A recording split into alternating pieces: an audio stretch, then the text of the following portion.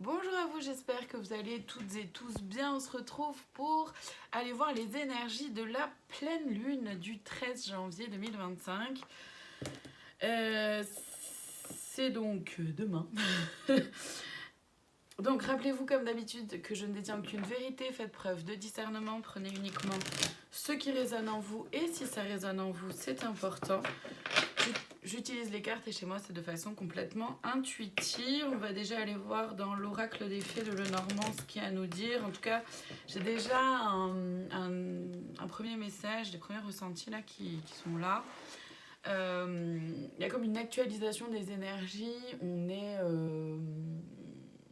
réactualisé. J'ai pas d'autres mots, c'est un peu ça. Vous savez, comme une mise à jour. Voilà, on nous fait une mise à jour.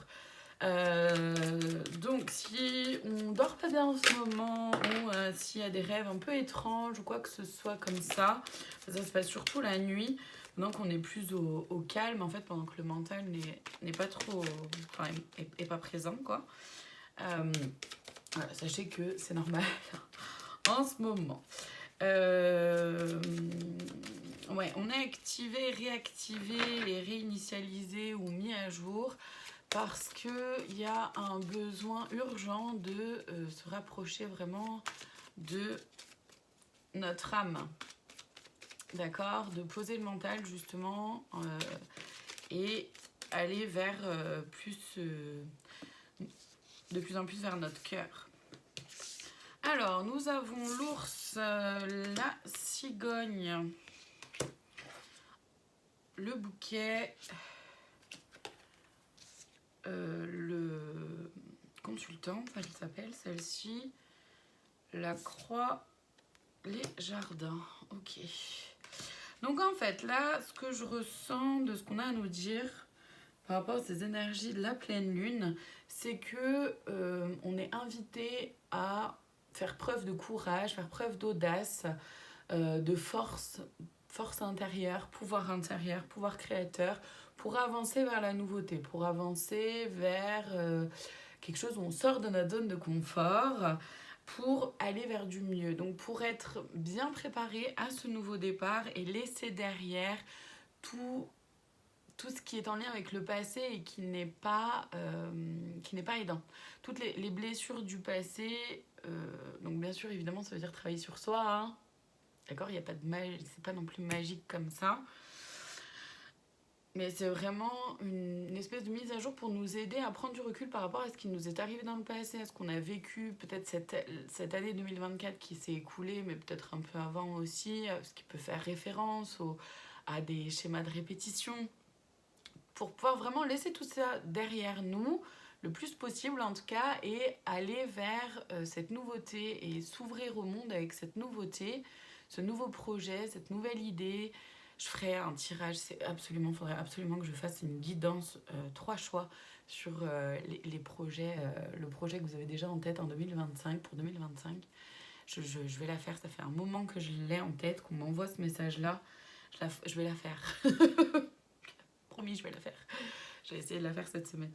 Bon bref, il s'agit vraiment d'aller vers le monde, de s'ouvrir au monde avec cette nouveauté, cette nouvelle façon de vivre les choses, les événements. Et de pouvoir y aller en toute simplicité, pouvoir y aller avec clarté aussi, et s'ouvrir au monde tel que l'on est en fait. Il y a vraiment cette notion-là de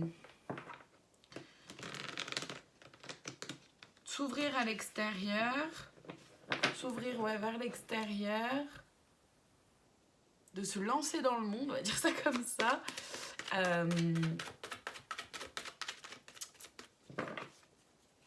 Sans peur ou avec beaucoup moins de peur, ou sans que les peurs viennent nous assaillir et nous bloquer. Alors là, je vais aller voir dans l'oracle de la flamme d'Anka ce que cette pleine lune vient nous faire vivre.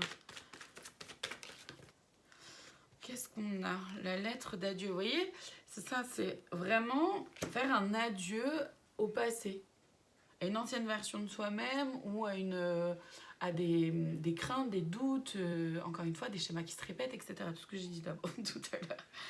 Dialogue face au miroir, un trop-plein émotionnel.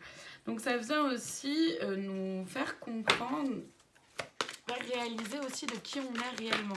Dialogue face au miroir, c'est comme ça que je le ressens.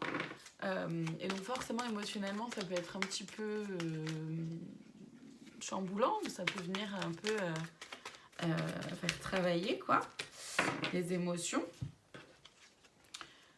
Vibrations négatives, donc se détacher, hein, c'est se rendre compte aussi des vibrations négatives déjà à l'intérieur de soi avec votre mental, notre mental ego qui vient nous raconter plein d'histoires, on n'est pas capable, ça va être trop dur, etc. Il va y avoir ça comme problème. On ne sait pas en fait, on ne sait pas ce qu'il va y avoir.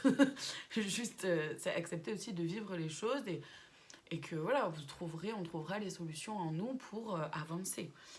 Le mauvais choix, la peur de faire le mauvais choix. Amécelé avec les blessures qui peuvent ressortir. Donc ça vient nous faire prendre conscience, cette pleine lune, un peu des blessures aussi qui sont encore là. Par exemple, la peur du regard des autres, la peur de se confronter un peu à ce que les autres vont en penser, etc. Et d'être capable d'y mettre de côté. C'est ça, la peur du regard des autres aussi. Ça peut être par rapport à vos blessures, humiliation, trahison, etc. Donc il peut y avoir de la colère et une difficulté, la modification de sa réalité, c'est une difficulté à changer la réalité, à transformer la réalité, ou avoir l'impression que ce sera trop dur, etc., ou que ça va pas être possible. Et en fait, tout ça, c'est vraiment le mental. C'est prendre conscience que ça, c'est le mental, que c'est pas vrai en fait. Voilà, vous avez toutes les cartes en main pour changer les choses justement avec cette énergie de la pleine lune où on est réinitialisé, réencodé, etc. mis à jour. L'objectif il est là justement, donc ça va être tout notre travail à nous quand notre mental est présent, d'accord, donc pendant la journée finalement. De réussir, non je vais pas prendre ça, de réussir à mettre tout ça de côté pour te laisser simplement traverser et accepter de vivre simplement en fait, d'accord, de vivre les choses, les événements, les situations. Les conseils, je les regarde là dans l'oracle de l'intuition et de l'action. On a la connaissance de soi, se connaître vraiment soi, donc c'est pour ça que je vous disais aussi au début, ça n'empêche pas de continuer de travailler sur soi, d'accord, c'est du travail sur soi. Mais c'est ça, du travail sur soi, c'est simplement la connaissance de soi, la compréhension de soi, la compréhension de ses blessures, de comment on agit, comment on réagit pour pouvoir faire autrement. On ne peut pas faire autrement tant qu'on ne prend pas conscience qu'on agit ou qu'on est de telle façon et que ça nous empêche en fait. Cesser le jugement, donc cesser de se juger soi, se rapprocher vraiment de son cœur. Encore une fois, hein, là, avec cette position-là de la femme qui est assise,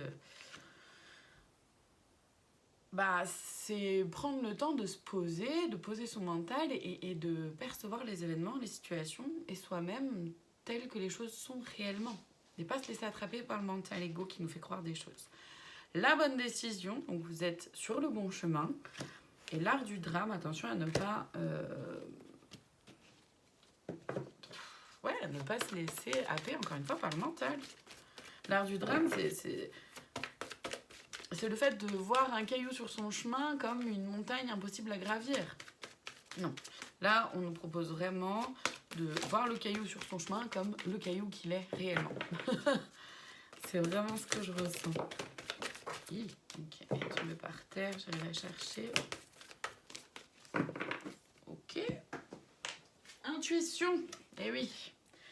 Il s'agit vraiment de se faire confiance dans ce que nous ressentons être bon et juste pour nous. Faire confiance à ce qui est là en nous, à notre propre guidance intérieure.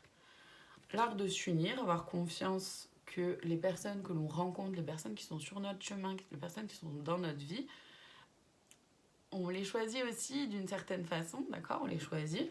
Et il y a une question de vibration aussi. Il s'agit de vibrer haut.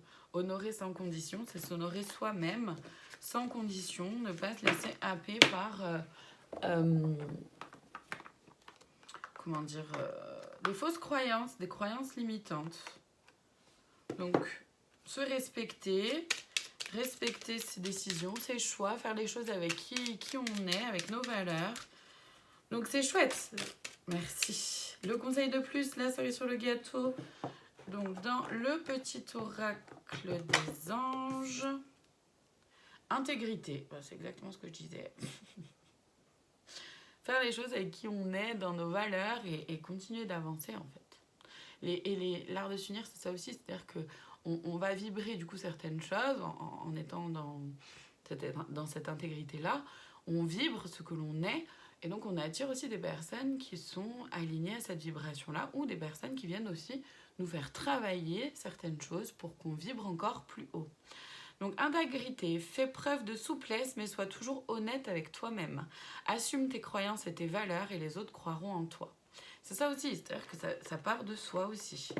Donc c'est important de prendre confiance en soi ou reprendre confiance en soi, d'avoir confiance en ses intuitions, en notre propre guidance intérieure et de faire confiance aussi en l'univers, les guides, Dieu, la source, nommez-les comme vous voulez. Voilà pour cette guidance, je vous remercie infiniment de votre présence, je vous dis à très bientôt pour d'autres guidances, prenez soin de vous.